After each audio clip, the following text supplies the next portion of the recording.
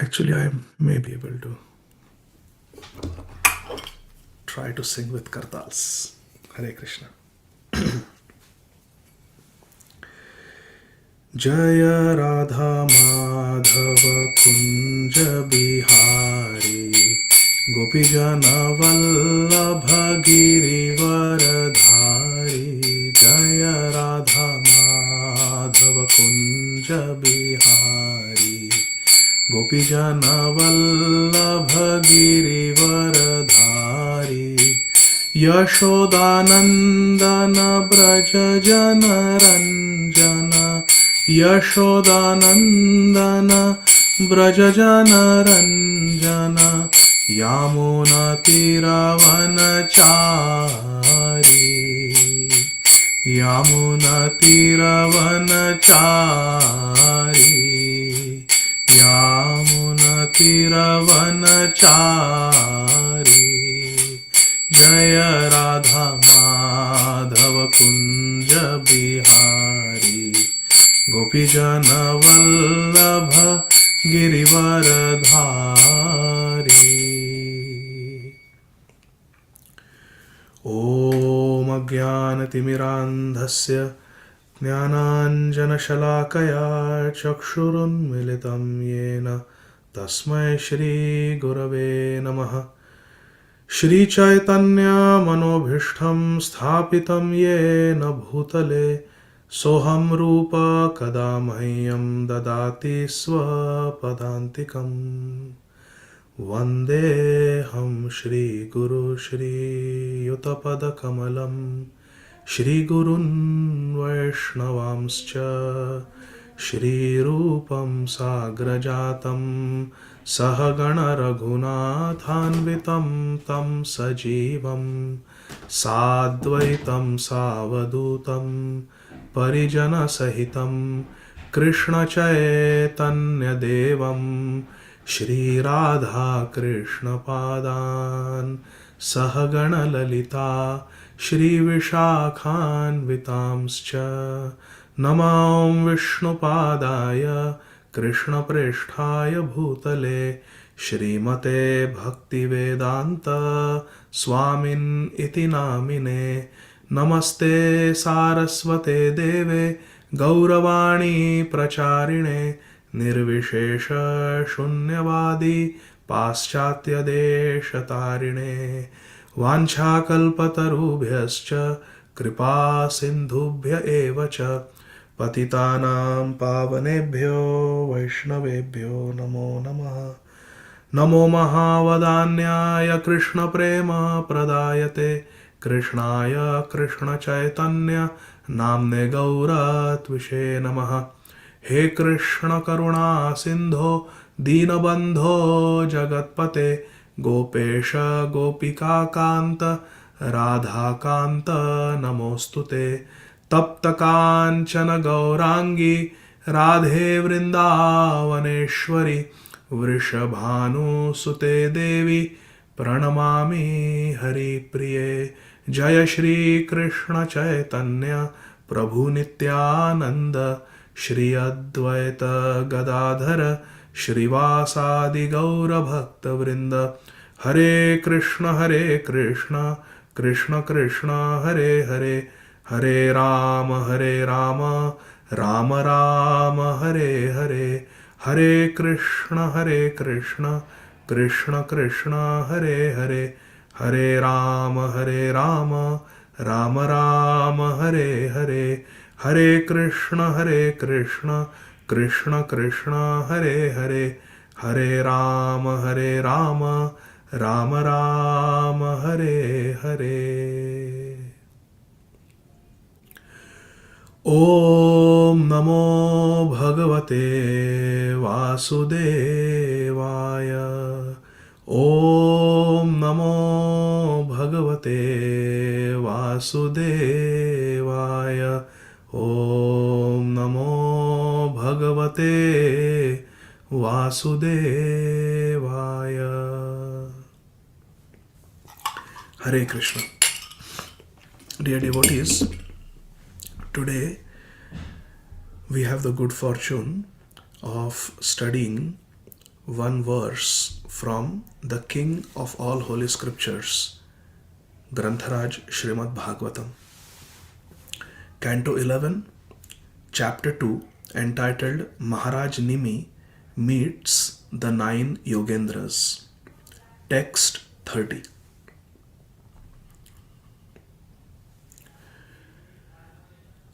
Ata atyantikam kshemam prichhamo bhavato nagaha samsaresmin kshanardhopi satsangah shevadhirnrinam.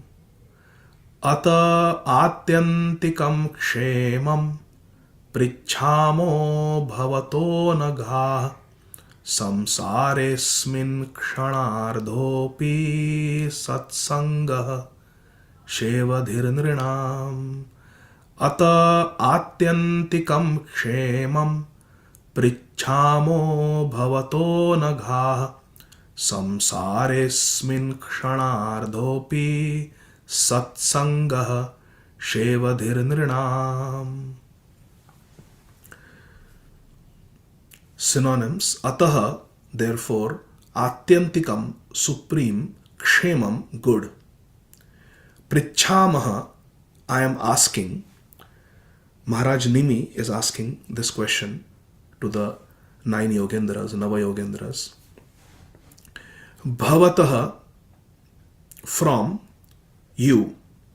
And Bhavata is a very respectful address.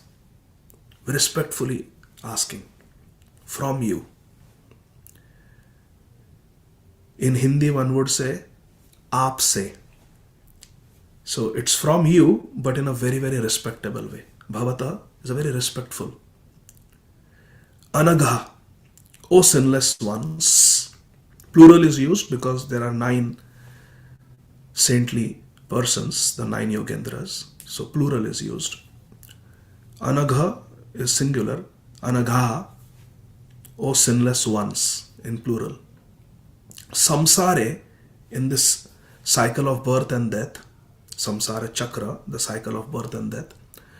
Asmin, this, kshana ardha, lasting only half a moment. Api, even, satsangah, in the association of the devotees of Lord Krishna. Satsanga means the association of the devotees of Lord Krishna. Shevadhi, a great treasure. Nirnam, for human beings. Translation and purport by the humble disciples of our revered, beloved founder Acharya, His Divine Grace, Shri Srimad Abhay Charanarvinda Bhakti Vedanta Swami Maharaj Srila Prabhupada, Jagat Guru Srila Prabhupada ki Jai. Translation. King Nimi is saying to the 9 yogendras, therefore, O completely sinless ones, I ask you to kindly tell me what is the supreme good. Kindly tell me what the supreme good is. After all, even half a moment's association with pure devotees within this world of birth and death is a priceless treasure for any man. Hare Krishna. So, the king, Maharaj Nimi, is asking the 9 yogendras, Nava yogendras, that it is my great good fortune that today I am face to face with all of you, because you are all great pure devotees of Shri Krishna, and therefore I would like to inquire from you all. Whenever we meet a superior personality, we should humbly ask questions, clarify our doubts, and gain knowledge from them. If we fail to glean spiritual wisdom from the saints when we have the rare opportunity to be in their holy association, then what is the use? What is the use? Electricity always flows from high voltage to low voltage. So when we are in the presence of a higher, more evolved spiritualist, we should receive knowledge. That is the way of the parampara.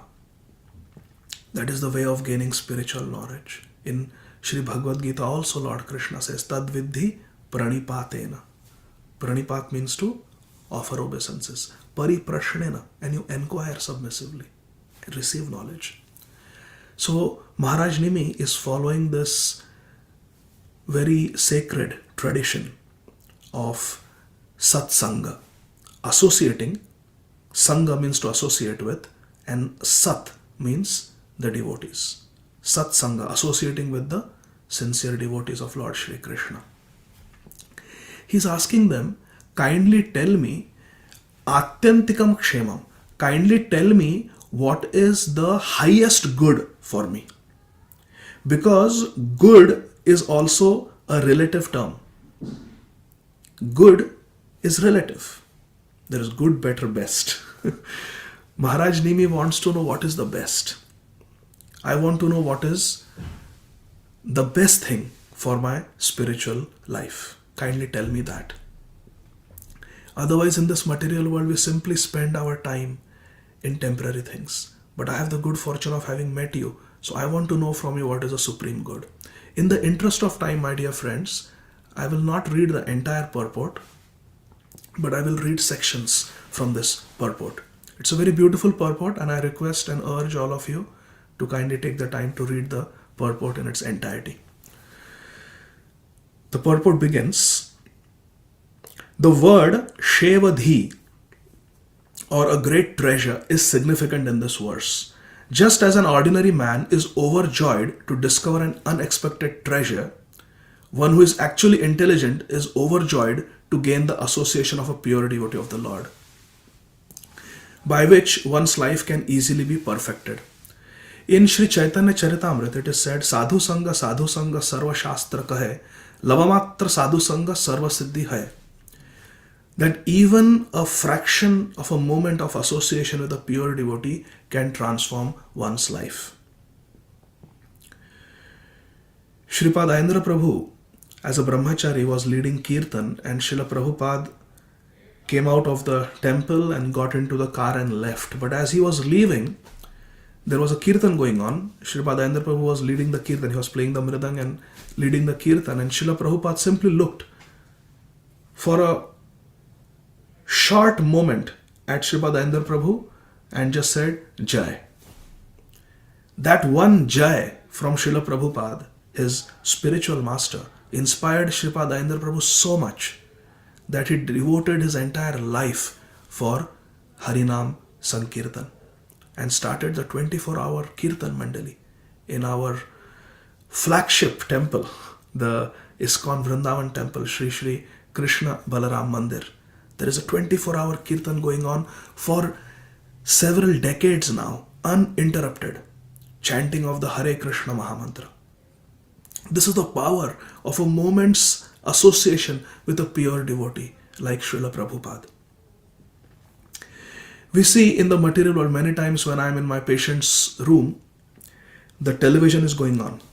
When I walk into the room and I introduce myself, the patients are watching TV. So TV many times is going on. And of course my attention goes to the TV, what's going on. And many a time I see patients are watching certain shows on television where you go and it's a game, you answer some questions and then you get money if you get it right. And different people are competing for those prizes. They are usually monetary prizes. You win $5,000 or you win this car, and there are people who showcase, you get this television, you get this refrigerator, you get this car, and then there are, I don't know what you call it, that those pieces of paper that fly out, spaghetti, something like that. I'm not remembering the name, but balloons, bubbles, and they're jumping. Yeah, ha, I won. They're just, it appears like they're in ecstasy for some mundane prize that they won. That is the material enjoyment. And people watching it feel joy because perhaps they are trying to feel the joy of those who are winning those gifts, those prizes. And then the spiritual world is just the diametrically opposite world to the material world. Urdhva Moolam Adha Shakha. In the 15th chapter of Bhagavad Gita, Lord Krishna says, the material world and the spiritual world are just the opposite. Material life and spiritual life are just the opposite. Ya Nisha Sarva Bhutanam Tasyam Jagarati Samyami. What is night for the materialist is day for the spiritualist. What is day for the materialist is the night for the spiritualist. It's just the opposite. So similarly, just like the materialists enjoy these sudden bursts of so-called ecstasy when they win a lottery ticket or a power jackpot, whatever it is called, power jack, they win this and then they are celebrating. Similarly, the spiritualist, the devotee, the sadhak celebrates, becomes jubilant, becomes ecstatic when they get association of a pure devotee. Hari Bol. So I have seen at the Bhakti Center also, when great devotees come, I have seen so many of you come down and you're welcoming this great Vaishnava, and there is kirtan and people offer flowers, they offer their obeisances, they offer their love. That is the way. That is the celebration for us. Our celebration is not winning $25,000 on a television show or winning a car on a television show. No. Our celebration is the association of devotees. We become jubilant, we become ecstatic when we have the association of devotees. According to Srila Jiva Goswami, the words Atyantikam Shemam or the supreme good indicate that situation in which one cannot be touched by even the slightest fear. Hare Krishna. That is Atyantikam Shemam, the supreme good. Now we are entangled in the cycle of birth, old age, disease and death. This is called samsar. Each and every word of the text is being explained in the purport. That is the way of Bhakti Vedanta purports. Srila Prabhupada explains, clarifies, expands on what Sri Shukdev Goswami is speaking, what Sri Vyasadeva is speaking, what Sri Maitreya Muni is speaking, what Maharaj Nimi, the Nava Yogendras are speaking. To explain elaborately the heartfelt intention of the speaker of Srimad Bhagavatam is called purport. That is called tika. That is called commentary. Srila Jiva Goswami's commentary, Srila Vishwanath Chakravarti Thakur's commentary, Srila Bhakti Siddhanta Saraswati Thakur Prabhupada's commentary, and our Srila Prabhupada's commentary. They don't have a separate agenda. They expand upon and shed light upon what is the intention of the speaker. Haribol. They are very, very faithful to the original speaker of Srimad Bhagavatam. So the word samsar is being explained. Samsar means janma mrityu jara vyadhi dukkha doshanu darshanam. The repeated cycle of birth, old age, disease and death. Because our entire situation can be devastated in a single moment, we are constantly in fear. One of my colleagues at Emory University, where I was training, got into a road accident and the shards of glass went into the eyes of that physician. And that physician could no longer practice medicine, had to go on long-term disability. Because if you cannot see, how do you practice medicine? You diagnose the patient by seeing the patient, how the patient is sitting, how the patient is walking, how the patient is speaking, how the patient is breathing, the skin lesions. You need your eyes to treat a patient. You read the laboratory data, you read the radiology report, you read the history in the chart. If you are physically blind, you cannot really practice medicine effectively. So this physician spent so many years, pre-med, 4 years medical school, 3 years residency, fellowship, and so many years of experience as a practicing physician. In one moment, a road traffic accident, and the entire medical career was over. Hare Krishna. This is the nature of this material world, my dear friends. All our assets can be taken away from us in a moment. It's unforgiving. I also like to give the example of this undocumented worker that I was taking care of. He was in his 40s and he was a paraplegic with a urine catheter for years. I mean, it changed every few weeks. He had sepsis. He had a urine infection that went into his bloodstream, and I was taking care of him. And I just, as part of medical history, I asked him, please tell me your story. How did this happen? You're just 45, you're paraplegic. What happened? He said, I was an undocumented worker. I came here illegally and I was working for a construction company. I was changing the roof of a house. I slipped and fell. It was a 15-foot fall on the hard concrete. I fell on my back. I got paralyzed. And somehow he became legal, applied, got Medicaid, and he's well taken care of now. But as we were talking, I said, can I say a prayer for you? I held his hand and I chanted the Mangalacharan and Hare Krishna Mahamantra for some time. And he had tears in his eyes. And I asked him, can you share some of your thoughts? He said, I also pray to Jesus. I'm a Christian. And really, as I was falling, he said, that 15-foot fall on my back. And he was 19 years old when he fell. He had just come into this country. He was 19 years old, and since that time he has not been able to walk. He lost power, control in his legs. He said, as I was falling, I wish I could have prayed that let this concrete become soft like a mattress. For one moment, let this hard concrete of the driveway of this house become like a Tempur-Pedic mattress. So I don't break my spine as I fall. I'm only 19. It was just a mistake. I'm new at this job. Please, concrete, become a mattress.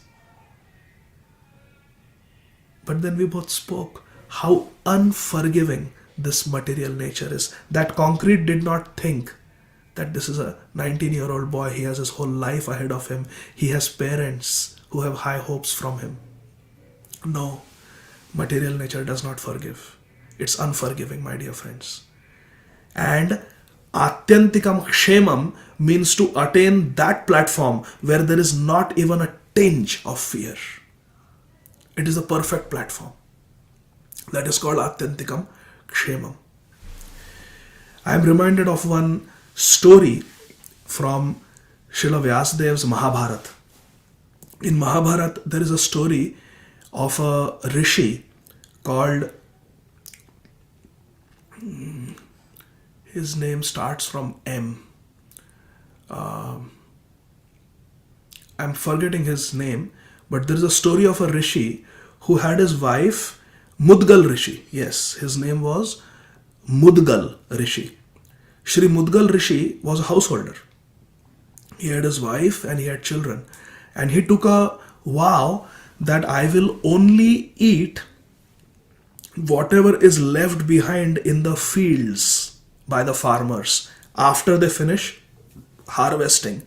I will only eat whatever grains are left on the road outside the shops in the marketplace. This is called Shilauncha Vritti, where you don't beg, you don't waste your time working a job, you just spend your time in performing your spiritual practices. And yes, you need some food to maintain your body. In the harvesting season, you go to the fields after the farmers have completed their harvesting. There are grains that are left behind inadvertently on the field, which are just useless. You just go and pick out those grains, bring them home and save them. And whenever you are hungry, you can cook those grains and maintain your body. Or you go to the marketplace in the evening when the market shuts down, and as people come, they buy grains, some grains spill on the road. You just pick up those grains and you maintain yourself by eating. That is called Shilauncha Vritti. This Shri Mudgal Rishi lived in this way. Very, very simple life. And the amount of grains he had, he could only manage to feed himself and his family once every several days. And he did this for many years, many decades. They would pray to Krishna, they would read the holy scriptures, and they lived an extremely humble, simple life because they wanted to have more time for Krishna consciousness, for spiritual life. One day, Durvasa Muni came to the house. Just as Mudgal Rishi, his wife, and the two children were seated about to eat. They probably had just one chapati each or something like that. Very simple. As they sat down to eat, Shri Durvasa Muni came. And Mudgal Rishi immediately got up. Here is a superior personality, superior Vaishnava. Please come, welcome, welcome. Please have a seat. And the etiquette is when a guest comes, you offer them a place to sit, offer them water, offer them sweet words of welcome, and give them some prasad to eat. So Mudgal Rishi offered everything, all the rotis that he had, all the flatbreads he had, he offered to Durvasa Muni. And Durvasa Muni ate everything. And few crumbs of roti fell. And Mudgal Rishi was thinking, after Durvasa Muni leaves, maybe we'll eat those few crumbs of chapatis to fill our belly. I'll perhaps give them to my children. And Durvasa Muni licked even those crumbs of roti, got up, said thank you, and left. And after a few days, when they had cooked the rotis again, roasted the rotis again, and sat down to eat, again Durvasa Muni came. And he ate everything. And he did this mystically every time Mudgal Rishi's family sat down to eat. And he did this for 90 days. For 3 months, Mudgal Rishi and his family members ate not a single morsel. But still, every time Durvasa Muni came, Mudgal Rishi with a smile on his face, and the family members with a smile on their faces, they offered everything they had to Durvasa Muni. Hare Krishna. And they ate nothing. At the end of 3 months, after 90 days, Durvasa Muni told Mudgal Rishi, I was testing you. And you have passed the test. Hare Krishna. Whenever we perform any vrat, we observe any vrat, before we get the fruit of that vrat, we will be tested. Hare Krishna. That's how this world is. Haridas Thakur was tested. Everyone is tested before you get the fruit of your bhajan, of your spiritual practices. Durvasa Muni said, I came here to test you. You have passed the test. Now, you can get whatever you want. And as soon as Durvasa Muni said, you will get whatever you want, a divine airplane came from the heavenly planets. And Durvasa Muni became Antardhan. He disappeared. The person, the celestial person who was riding this celestial airplane told Mudgal Rishi that you and your family are very pious. You are very fixed in your vow. You are very clean, very pure in your behavior, very non-duplicitous, very straightforward. Therefore, you can get on the celestial plane, and it is the order of the King of Heaven, King Indra, that you choose any planet that you want to go, and you will be taken there. So Mudgal Rishi was a very wise spiritualist. He was not trigger happy, as they say. He was not just happy to do something impulsively. Okay, this airplane has come, I am starving for 90 days, my family is starving for 90 days. You can go to any heavenly planet and enjoy. He asks the celestial person, please describe the different heavenly planets to me. And then in Mahabharata, there's a description of the different heavenly planets, and there is a hierarchy among the heavenly planets also. And it is described on this planet, your body is not made up of flesh and blood and bones. Your body is very subtle. There are no hospitals. There is no annual physical required. There is no flu shot required. Nobody falls sick on this planet. And the body is specially designed to experience great happiness.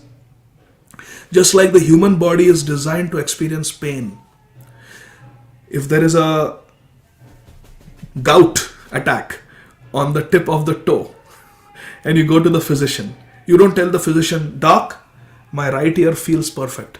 Doc, my nose feels fine. Doc, everything is fine with my tongue. My neck is also fine. My left hand is functioning perfectly. No, we go to the physician and we tell, oh doc, I have got 10 on 10 pain in this toe of my right foot. Do something. In the big toe, I have pain. Oh, you've got gout. Our whole attention is on that one toe, even though the rest of the body is perfectly healthy. This is how the human body is designed. Dukkhalayam ashashvatam, Lord Krishna says. This human body is designed to have a very acute perception of pain and not happiness. We are acutely aware of the discomfort, not the comfort. That's just how this body is designed. It is designed to perceive pain more acutely than happiness and joy. Therefore, this is Dukkhalaya. This is a place of misery. But in the heavenly planet that was being described, the human body is designed to experience unlimited pleasure. It's just intense experience of continuous happiness. There is unlimited food. Nobody has to work. There are no banks. There is no Wall Street where the stock market goes up and down. No anxiety. Nobody needs money. Everybody has everything in abundance. It's like going on an unlimited vacation. Haribol. So in this way, different heavenly planets are described, and Mudgal Rishi is not impressed. He says, you told me the good quality of the heavenly planets. Now tell me the faults of these heavenly planets that you described. Do they have any fault? Are there any dosh? Is there any fault in these heavenly planets? Well, the celestial person says, well, yes, there is one fault. And that fault is that these heavenly planets are also not very secure, because sometimes there are demons that attack. And there are times when they actually defeat Indra. They defeat the demigods. And sometimes the demigods, they lose control of these heavenly planets. They have to hide. They have to run away. It happens sometimes. It's rare, but it does happen from time to time. And also, these planets are temporary. Oh, so Mudgal Rishi asks, so I cannot stay there forever? No, sir, no. You cannot stay there you can stay there for a really long time. It feels practically forever. For example, here you will have this body for 100 years, your material human body. There, the body will last for hundreds of thousands of years. So they are called Amar. The citizens who live in this heavenly planet, they are called Amar. Because that practically appears like a fantastic life, immortal life. But actually it is temporary. After thousands of years, you have to leave. Why do I have to leave? Because you can go there based on the merit of your pious credits. And when the pious credits get exhausted, you are sent down. The garland that you wear in these heavenly planets, it starts wilting. That is a sign that your pious credits are diminishing. And when they are depleted, you are thrown down. And when you are thrown down, it becomes a source of great anxiety and pain, because you are used to that luxurious, happy, heavenly life. And when you have to leave that planet, it creates a lot of anxiety. So people cry. This is the fault of the heavenly planets. It's like being in a 7-star hotel. As long as you're paying, you can stay there. But the moment you stop paying, those same courteous people who are showing you the best hospitality on the planet, they will say, out. You cannot stay here anymore. That's just the way the heavenly planets are. So, Mudgal Rishi says, thanks but no thanks. I don't want this heavenly planet. Is there anything beyond the heavenly planets? Tell me. Atyantikam Kshemam. What is the highest planet? Then the celestial being says that the highest planet is Vaikuntha, the Vaikuntha Loka. That realm is the highest. Once you go there, no one ever comes back. And the only way to go there is by performing bhakti. Therefore, we have the bhakti center. For Atyantikam Kshemam, to attain the highest good. That Vaikuntha Lok, the place of Lord Krishna, can be attained only by devotional service, only by bhakti. And once you attain, you never have to come back. There is no uprising, there is no revolt, there is no political coup over there. There the life is eternally blissful. Divyad Vrindaranya Kalpadrumada Shrimad Ratnagar Simhasanastho Shrimad Radha Srila Govinda Deva Upreshtalivi Sevyamano Smarami. There Radha and Krishna are eternally sitting under the desire fulfilling Kadamba tree on the banks of the Yamuna on a beautiful bejeweled seat, and they are eternally served by the Sakhis and the Manjaris. That world is eternal. Yad gatva ananivartante tad dhama paramam mama. Mudgal Rishi says, you can go back now. Thank you. I want to go to Vaikuntha. I want to go to the place of Lord Krishna. And then Mudgal Rishi sits down with his family members and they start performing Krishna bhajan with even greater intensity. And after some time, the Vaikuntha Viman, the airplane from the spiritual world, comes and takes Mudgal Rishi, his wife and children to the spiritual world, Vaikuntha, from where there is no coming back. This is the supreme good. To develop our love for Krishna, that love can only be developed by practice of bhakti. भजनेर मध्य श्रेष्ठ नवविधा भक्ति कृष्ण प्रेम कृष्ण दीते धरे महाशक्ति तारो मध्य सर्वश्रेष्ठ नाम संकीर्तन निरपराधे नाम लैले पावे प्रेम धान. In Sri Chaitanya Charitamrita, Antilila 4th chapter, Sri Chaitanya Mahaprabhu tells Sri Sanatana Goswami, Bhajanera Madhya Shreshta Navavida Bhakti. In the practice of devotional service, sadhana bhakti, the best is the ninefold processes of devotional service. Shravanam, Kirtanam, Vishnu, hearing about Krishna, chanting Krishna's names, worshipping Krishna, glorifying Krishna, serving Krishna's lotus feet. These limbs of bhakti are the best. And out of these 9 limbs, the best is chanting the holy name. Hare Krishna, Krishna Krishna, Hare Hare, Hare Rama, Rama Rama, Hare Hare. If you do this without committing offenses, nirapradhe nama lele pabe premadhan, then you get love for Krishna. So we can go to Vaikuntha and eternally have a relationship with Radha Krishna and eternally blissfully serve them and engage in their blissful pastimes by developing love. Love, pabe premadhan, love is developed by chanting and hearing, performing the limbs of bhakti, beginning with Shravanam, Kirtanam, Vishnu Smaranam. And this is what Srila Prabhupada is teaching us. Through the hundreds of centers that Srila Prabhupada has opened all over the world, like the Bhakti Center, like Radha Govinda Temple in Brooklyn, like the Shri Shri Gaurnitaya Sitaram Lakshman Hanumanji Temple in Tobacco. So many temples are there. So many places of worship are there. So many places of bhakti are there. So that we can practice bhakti, develop our love for Shri Krishna, and then eternally be with Radha and Krishna. Eternally be with Radha Murlidhar and eternally hear the beautiful sweet sound of Radha Murlidhar's flute. These were some of the thoughts I wanted to share. I will stop here. Thank you very much, dear devotees. Srila Prabhupada ki jai, Srimad Bhagavatam ki jai. Hare Krishna. We have 4 minutes. Hare Krishna. Hare Krishna. Thank you, Anand Bihari. It's your turn. Just go ahead.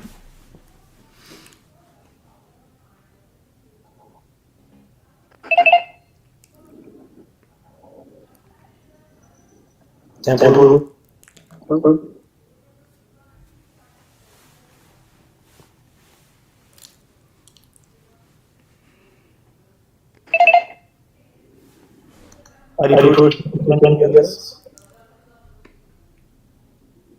Hare Krishna. We have a echo.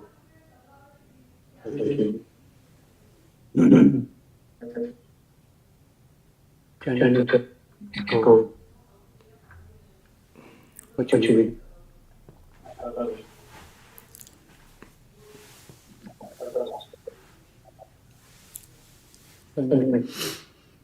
Hi. Somebody.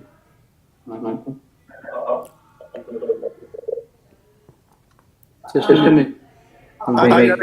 Maybe you can mute until the questions asked. Who should I mute? Hare Krishna. Yourself and then unmute when you respond. It's just loud. Please stop. Hare Krishna. Can you hear us okay? Yeah, now you're good, Adi. Okay. Yeah, interesting this phenomena, like you were saying about rejoicing, just like when you win the big prize, when you come in association of great devotees. And our situation is that although we have some, appreciation, we are rejoicing to see the great devotees, but many people, because of their jaundice, they see that when they hear the truth, they're not attracted. So we're confronted with the challenge of how to present Krishna consciousness to someone who is not a level to appreciate it. And Krishna is so wonderful that he's showing us um, a way to help them become purified to the point where they can actually um, be willing to accept this great treasure. A big challenge. We we see even the devotees performing Harinam. People come and they challenge them, they chastise them, they criticize them, they interfere with the chanting. And so there are a lot of people that are antagonistic to what we have to offer. It's very sad, but not impossible. We can, Prabhupada would say, give them prasad. No one will argue with a piece of cheesecake, right? So we want to help people open their eyes and understand um, how fortunate we are. Prabhupada coming here at a time when there was a great counterculture. The students, the young people, the hippies, they were criticizing their elders, criticizing the leadership in the government, criticizing the parents and teachers as being pseudo authorities. Okay, here comes the concho. Thank you very much.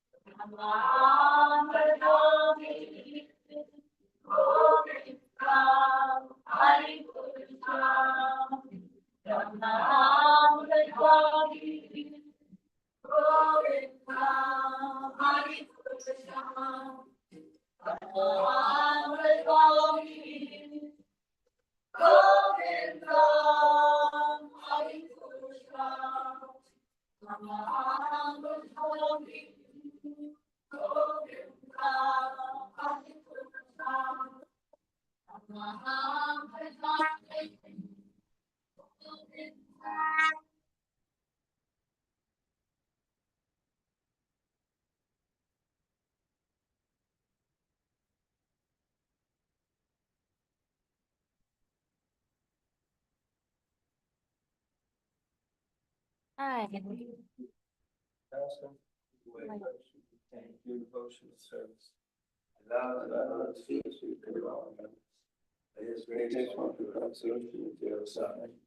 And obtaining the mercy of Krishna. My obligation is to have my contact purified by the words emanating from his lotus mouth. Attachment is lotus feet is perfection. He opens my darkened eyes and fills my heart with transcendental knowledge. He is my Lord of earth.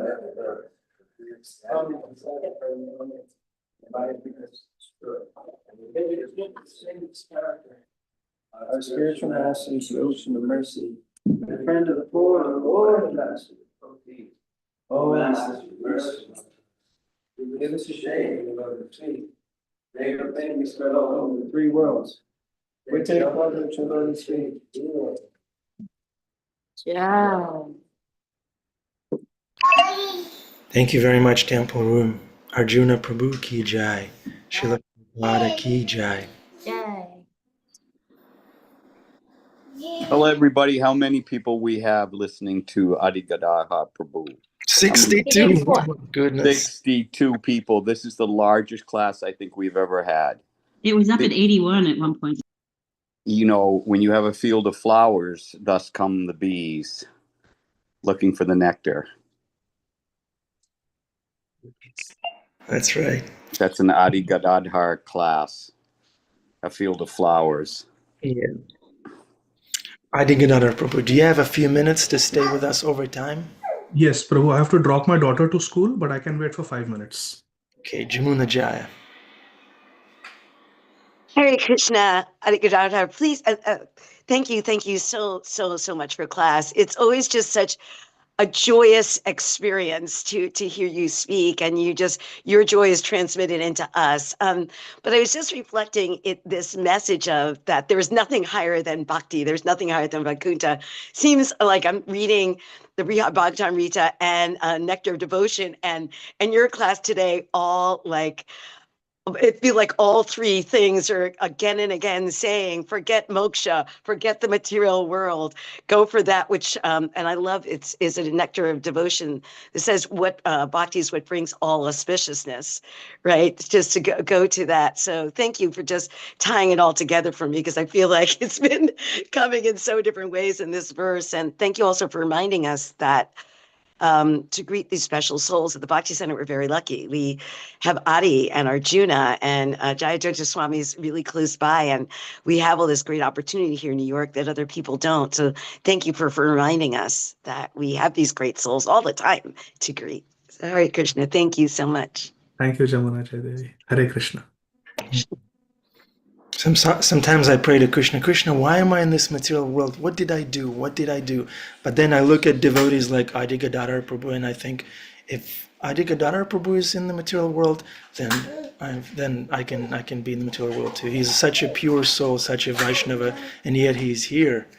So we should be happy to be here too. Thank you, Krishna, for putting us in the same realm with Adi Gadhahar Prabhu, devotees of Excalibur. Thank you, Prabhu. Wonderful class.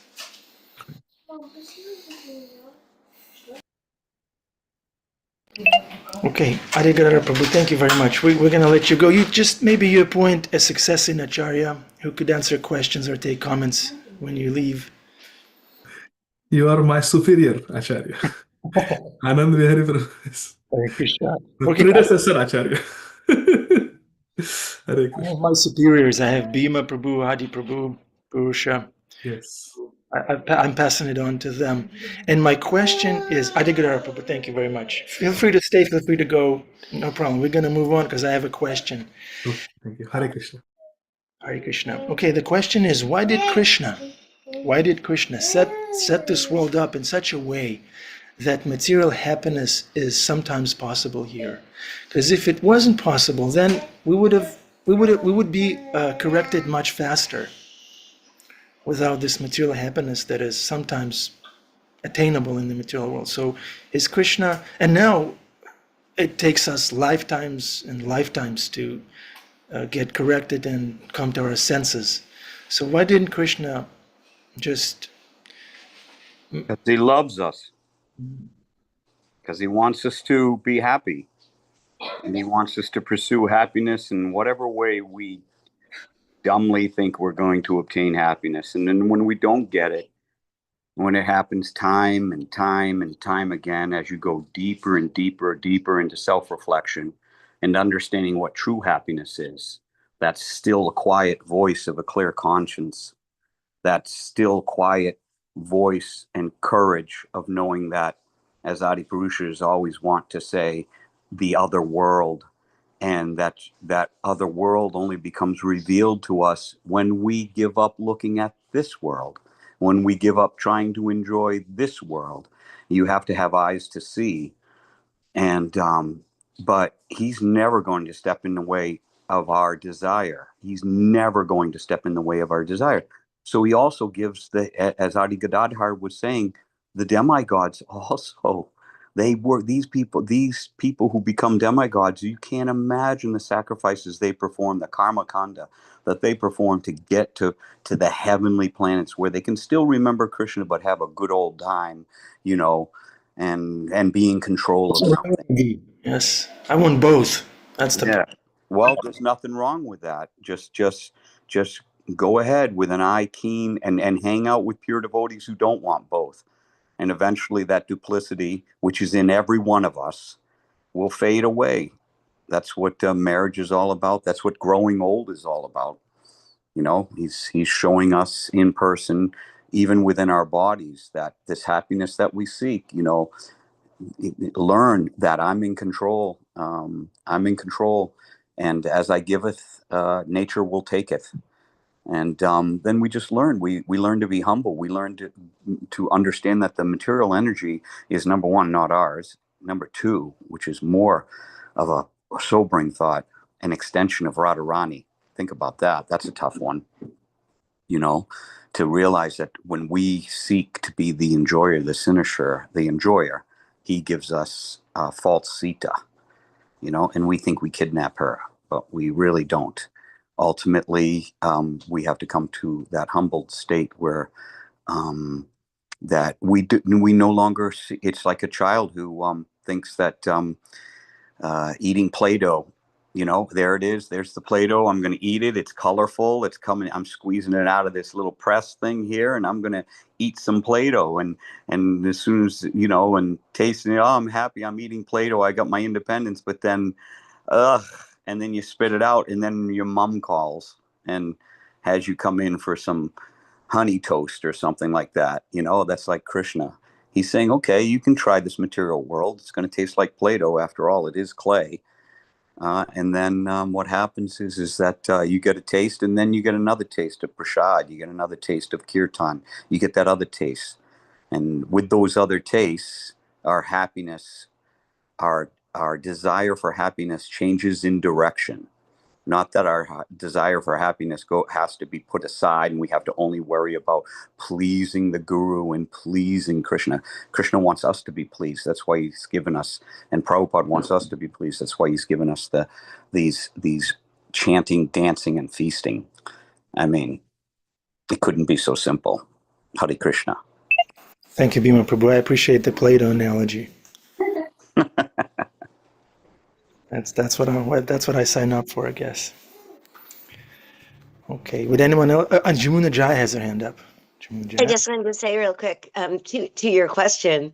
I think it's interesting when we do why does Krishna do this? Why does Krishna do that? And I think to like the enjoyment in the material world, it's like very much what Bhima said. Krishna does it to make us to please us. He wants us to be happy, and this is what we ask for, but we take it all the wrong way. It's like, why not look at the things that we've been given, as Krishna tells us in the 11th chapter, just a spark of his vibhuti. Why it's like, look at, instead of like us using it for our enjoyment, look at it like, oh my God, look at what Krishna is capable of. That shouldn't make us even more humble. It's like, look at what Krishna is capable of.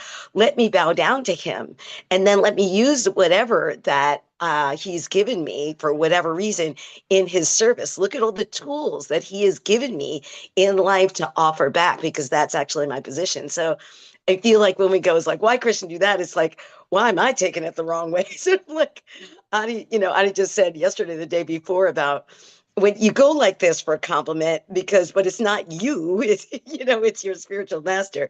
So it's us taking the opulence the wrong way, I was thinking. So Hare Krishna. Thank you, Jamunaja. Yeah, we should see tool. Sometimes we tend to see stool, but we can also see a tool.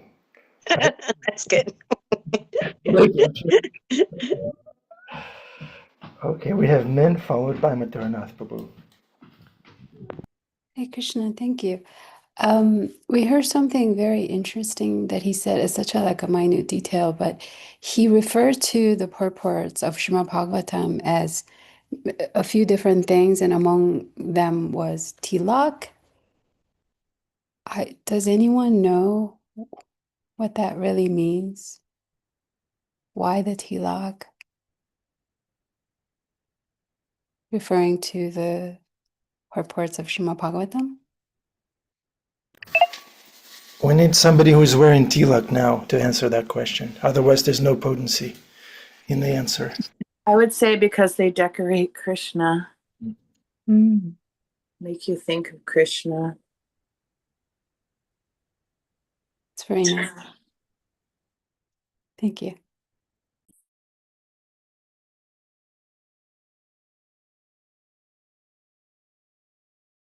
Matarnath Prabhu.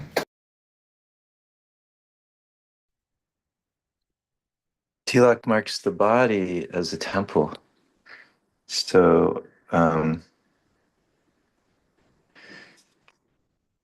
yeah, I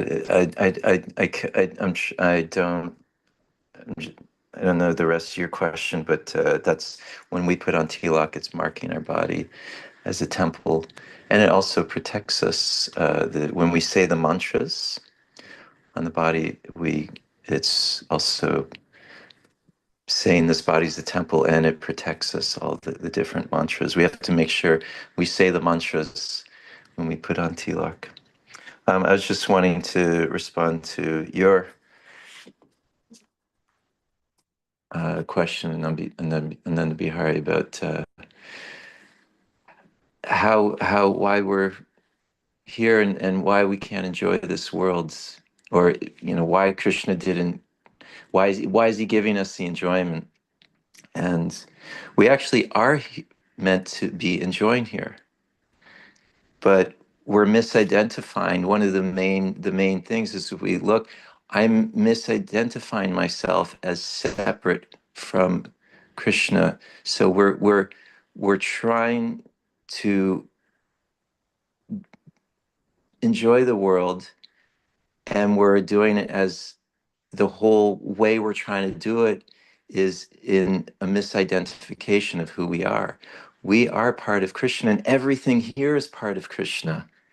And we're meant to dance, do a dance with Krishna, with all of this, all of his energy, and be offering it to him, using it for him, identifying that I'm his part and parcel. And we're meant to have this loving exchange with all of these things. So then if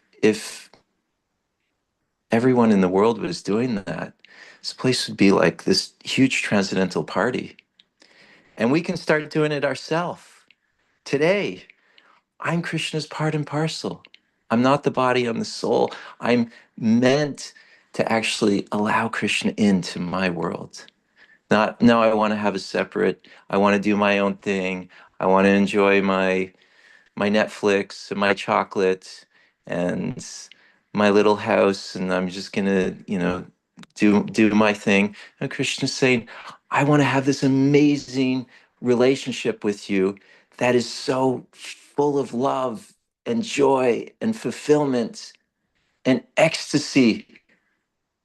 Are you willing to let me in? Are you willing to let me take away the things that are first blocking you from that relationship? And then we can really enjoy here. Then we actually will experience enjoyment, which is, it doesn't end. The enjoyment, the love, it builds and it builds and it gets sweeter and better.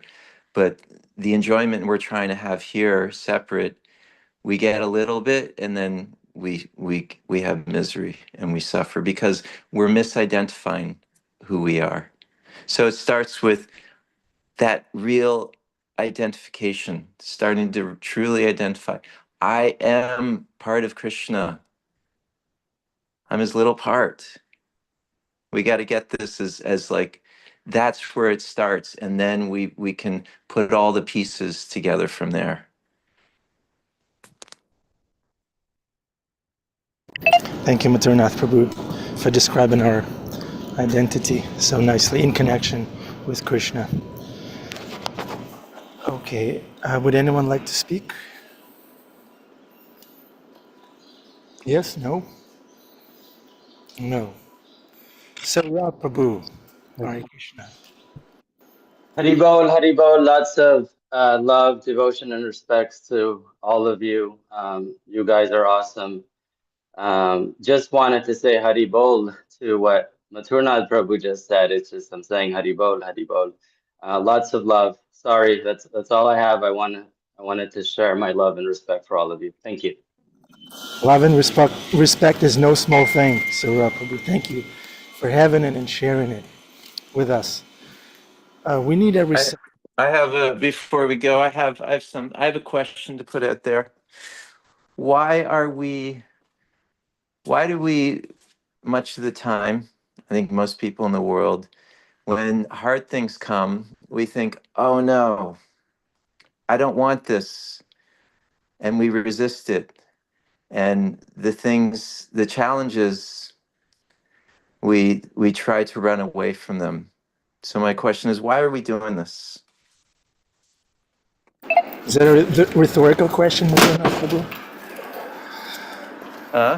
I do the opposite. I always I love the challenge, and Krishna just sends me more challenges. Yeah, without challenges, we stagnate. And there's no need to surrender to Krishna, I guess. There's no challenge. I guess. I hope. Anupam Prabhu.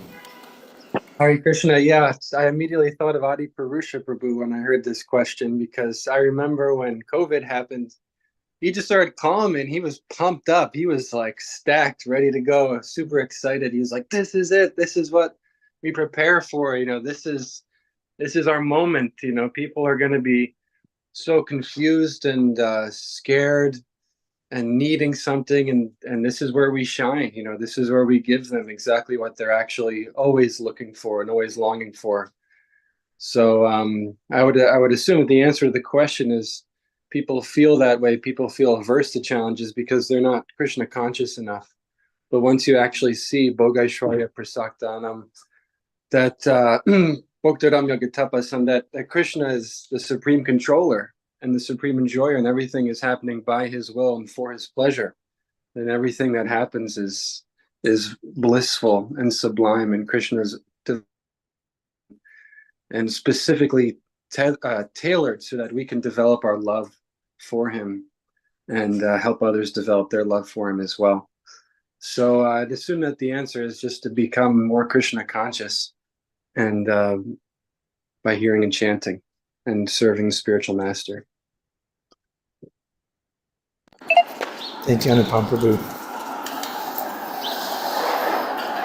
On this high note, I'd like to just, all those are beautiful. I'd like to just add one short little mantra we can remember, that when the challenges come, these are not meant to cover me over. It's meant to help uncover me. This is not meant to push me down. This is meant to lift me up